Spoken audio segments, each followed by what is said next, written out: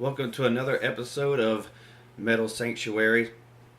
And this episode's topic is going to be on death metal. And this episode is going to be dedicated to a good friend of mine who passed away last year. Yesterday was her birthday. A couple of the subscribers on here know of her, Kelly Miller. Really dedicating this to her for one, yesterday was her birthday, and I meant to actually do this yesterday. And two, I mean, she was probably one of the very few people that I knew that was probably into just about every single subgenre of metal there was.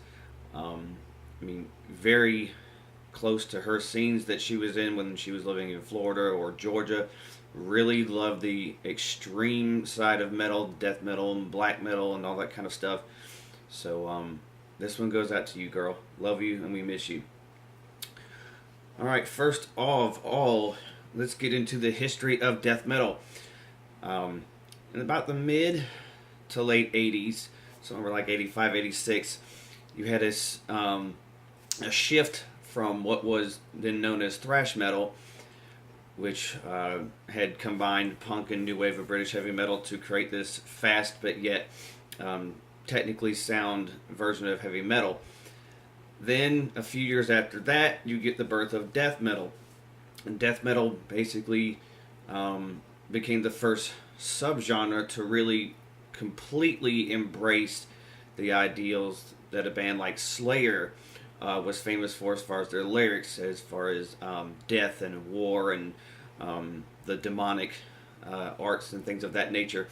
So Slayer being probably like the only real thrash metal band that did that. Exodus had a couple songs here and there, but death metal, just by nature, if you think of the definition of death in the early beginning stages of this subgenre, death was a huge lyrical topic for these bands. It would expand later on, some other bands becoming a little bit more progressive with the lyrics, talking about personal things, political issues and things of that nature. So, expanding upon the speed of thrash metal, especially in the early, about four or 5 years of existence of death metal, the speed from thrash was there. A lot of times, especially in the better produced albums, a lower end, maybe down-tuned a bit. The vocals became a little bit more guttural as far as vocals that maybe took a while to understand what they were saying. A lot of people call it the Cookie Monster vocal or something like that. Began the real progression of extreme metal. And so, the earlier bands kind of starting this off, it would be like the early Sepultura albums. They had a couple of EPs, Bestial Devastation and Morbid Visions, and also their full-length debut album, Schizophrenia, was really more on the death metal side. They would go towards more a thrash sound the next couple records, and then Sepultura just kept on evolving different things. Early Hellhammer, which would later on become Celtic Frost from Switzerland. A band called Possessed in the Bay Area took a real kinship with the thrash art of it, with the technical solos and the thrashing riffs. Their debut album, Seven Churches, focusing a lot on the evil subject matter. And you also have the band Death out of Florida, Chuck Schuldiner, with their debut album, Scream Bloody Gore, songs like Zombie Ritual, Torn to Pieces, basic horror film type subjects and the like. So this is where you get the very beginning of death metal.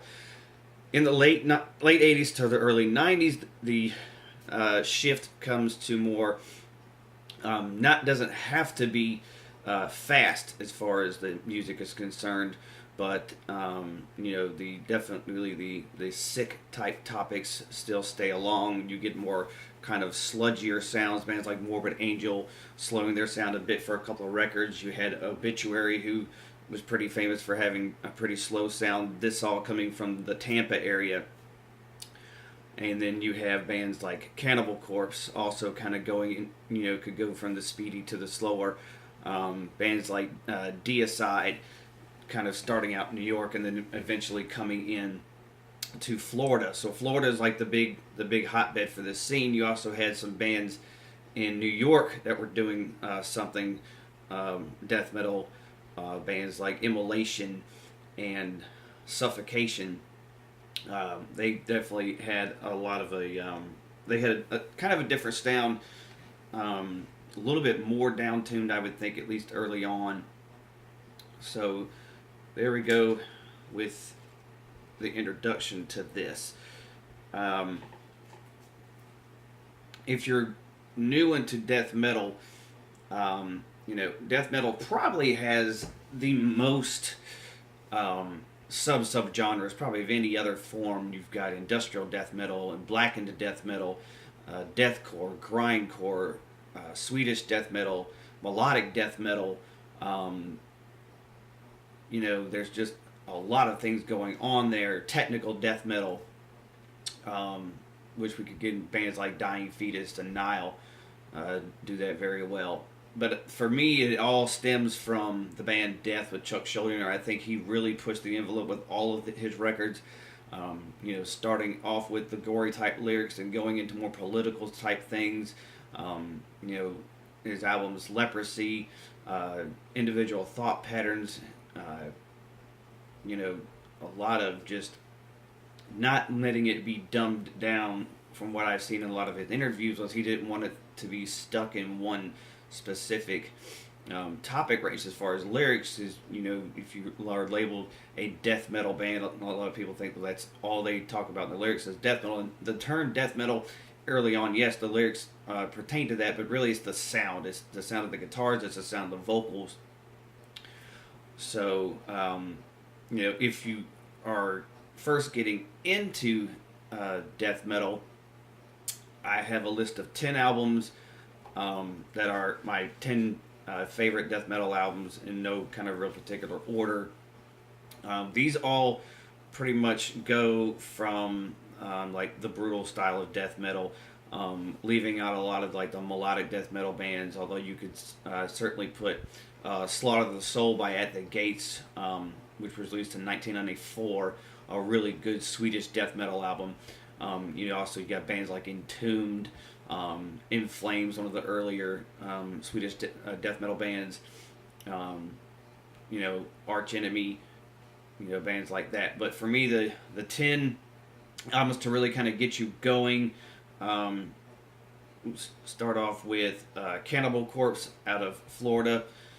1992 album Tombs of the Mutilated, which was their third record that they did. And you can, if you listen to any Cannibal Corpse album, they did about 4 records with singer Chris Barnes, and then George Fisher came in later, and you could hear the continuous in the sound being just about the same as far as wanting to be speedy and everything like that. Chris would eventually form 6 Feet Under, wanted to stay more kind of groove oriented, didn't want to have to do everything so fast. Death Symbolic. This is my favorite Death record. Come out in 1995. Death also from Florida. This album has my favorite Death song, Crystal Mountain, which is very death metal like. And in the end, he's got this this like acoustic guitar that goes over the ending, which is just to add a little bit more progressiveness to what he was always doing with his band. Deicide, originally formed as Amon, but eventually changed their name to Deicide. Glenn Benton on bass and vocals. He's got one of those unmistakable vocals in death metal. And a lot of people will say, well, the vocals are all the same in death metal. They all kind of sound the same, and that's really not true. A lot of death metal singers have a very distinct voice, and Glenn has one of those distinct voice. Serpents of the Light, which was put out in 1997.